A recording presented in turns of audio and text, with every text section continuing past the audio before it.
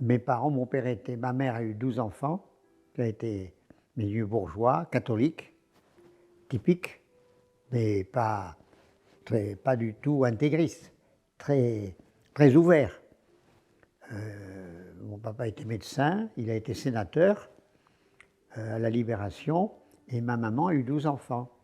Et moi, je suis le 5e des 12, 6 filles et 6 garçons. Quelle image, quel souvenir vous gardez de vos parents aujourd'hui?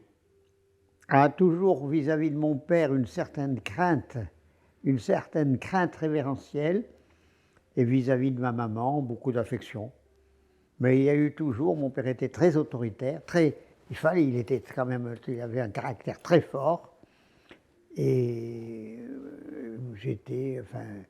je l'acceptais, mais il y avait une certaine, pas de tension du tout.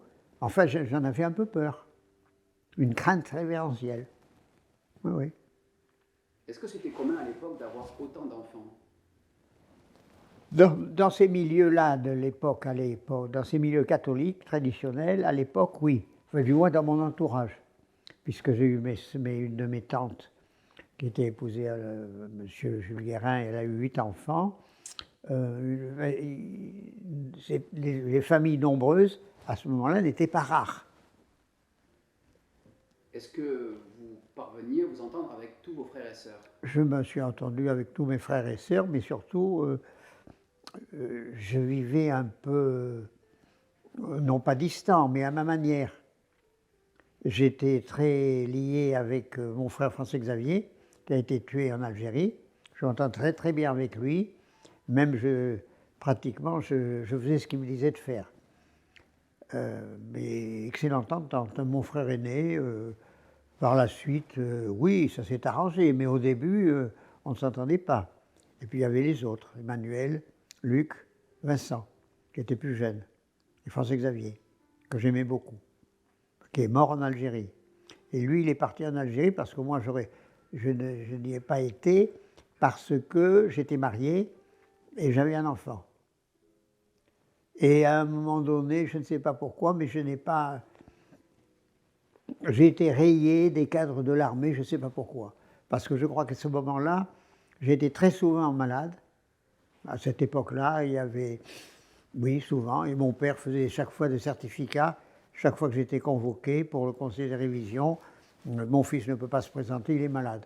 Et je pense que j'ai été rayé, ce qui fait que je suis encore en vie.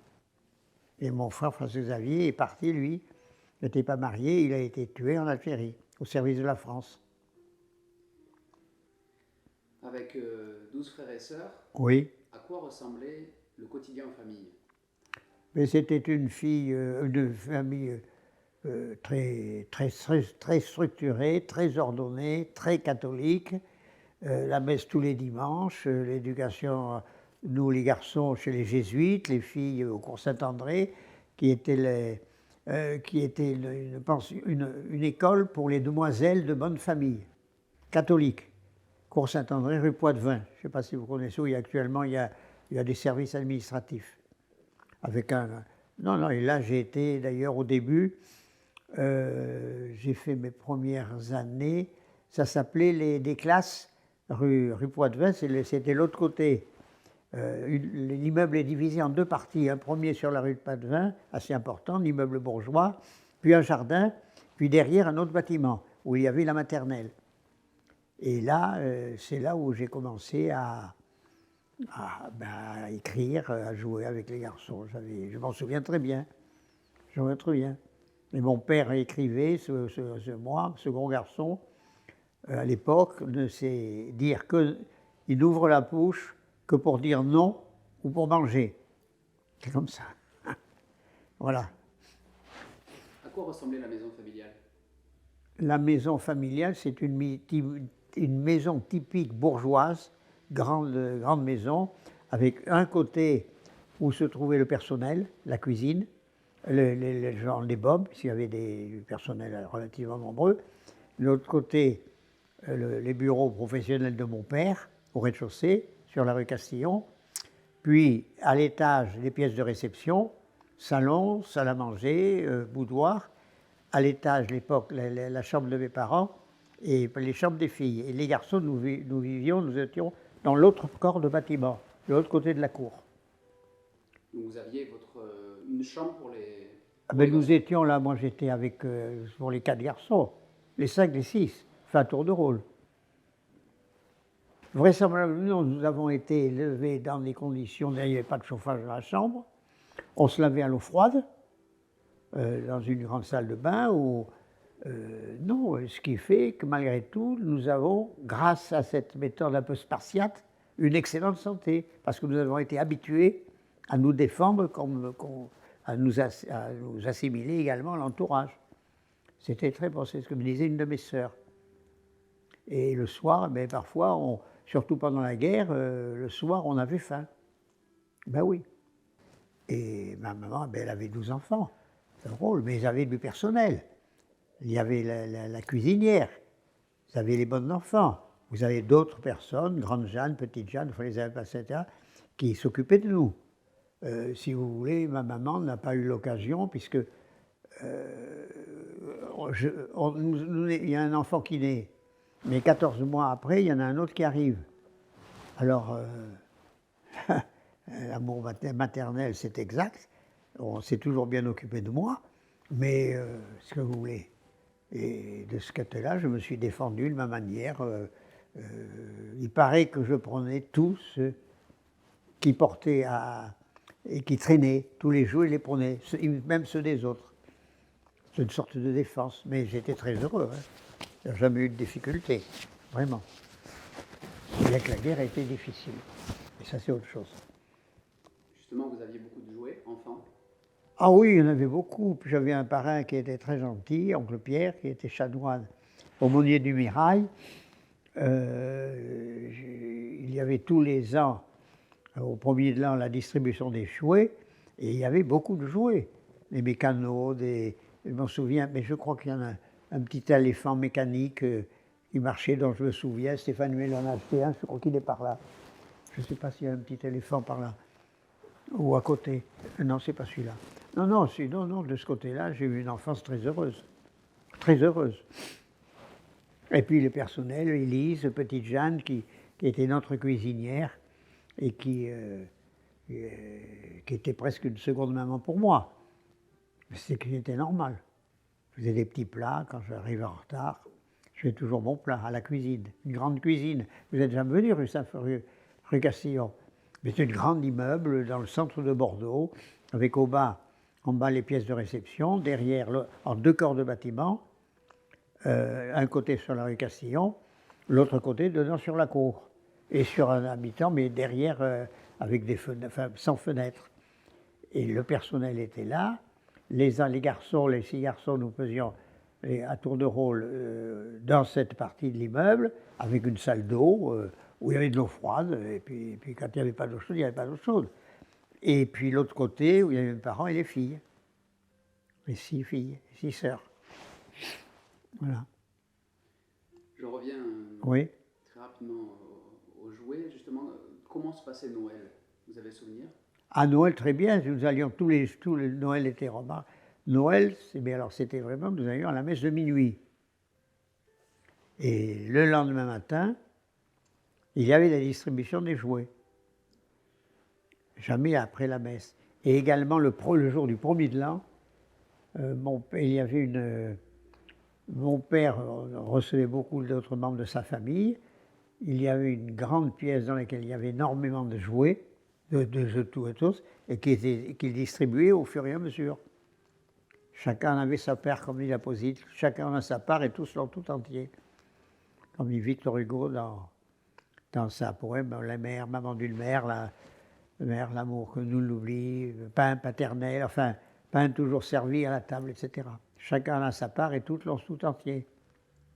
Non, c'était une atmosphère de famille catholique, bourgeoise, mais très, très ouverte, très ouverte.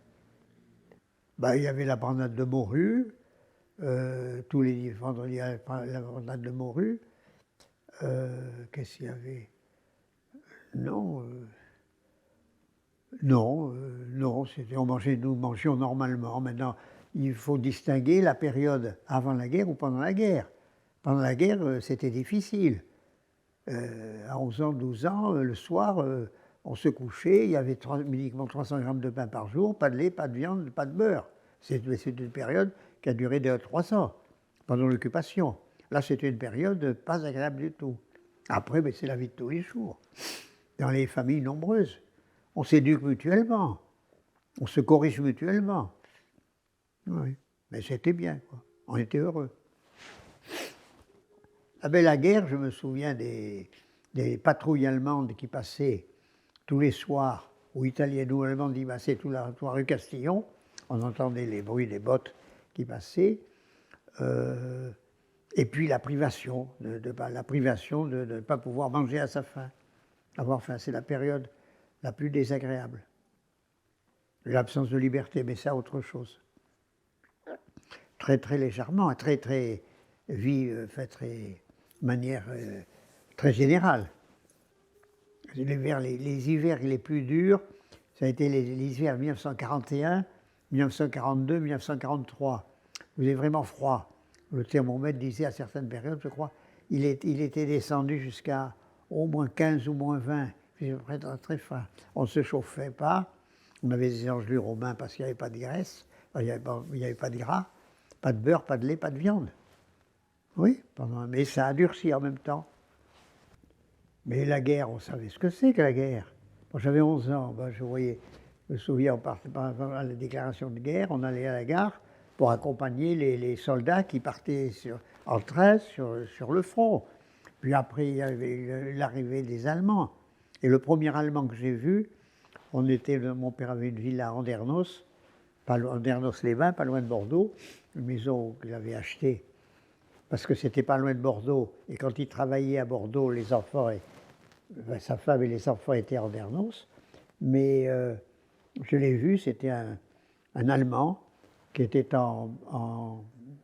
comment ça s'appelait, la moto et le sidecar à côté, et qui était à la mairie d'Andernos, qui venait apporter les ordres du maréchal Pétain à l'époque, au maire du coin, qui était là. C'est le premier Allemand que j'ai vu. Après, on s'est habitué. Quel était votre sentiment? Mon sentiment, à cette époque-là? Quand vous voyez les Allemands, les ennemis? Ben, une certaine humiliation. Et on ne pouvait pas les faire partir. Mais on n'était pas responsable. Ben, c'était les chefs qui étaient responsables. Ceux qui avaient connu la guerre de 14-18 et qui n'avaient pas su préparer la France au nazisme, enfin au totalitarisme, fascisme en Italie, en Espagne, et puis les nazis en Allemagne. Oui, mais c'est autre chose. Peur, oh non, on faisait attention, on s'adaptait. Mais peur, non. Non. Puis après, il y a eu la libération, enfin, il y a toute l'histoire de toute cette période invraisemblable, affreuse, de l'occupation, la France qui était quand même avec l'empire colonial. La France est morte, à mon avis, en 1940, lorsque en un mois, tout a été balayé, en un mois. Malgré les colonies, malgré tout ça, l'empire français, comme on disait. La France est un empire composé de 90 millions d'habitants. C'est ce qu'on apprenait à l'école, avec l'Afrique occidentale française, l'Afrique orientale française, Madagascar, la Cochinchine. Il n'y avait pas de viande, pas de beurre, pas de lait. On avait 300 grammes de pain par jour. Je vois ma sœur aînée, puisqu'il y avait 12 enfants là, qui prenaient les rations de chacun pendant la journée, avec les tickets de pain qu'il y avait, avec tant de grammes de viande, de vin, de beurre. Non, c'était vraiment là. Mais ça a été en 41-42. Après, le marché noir s'est organisé. On prenait, enfin, il y a eu on était très souvent à la campagne, on a été nourris par la campagne. Mon père avait des clients à la campagne et vraiment, il nous apportait de quoi manger. Les paysans étaient très, très généreux à ce moment-là. comme ils le sont toujours.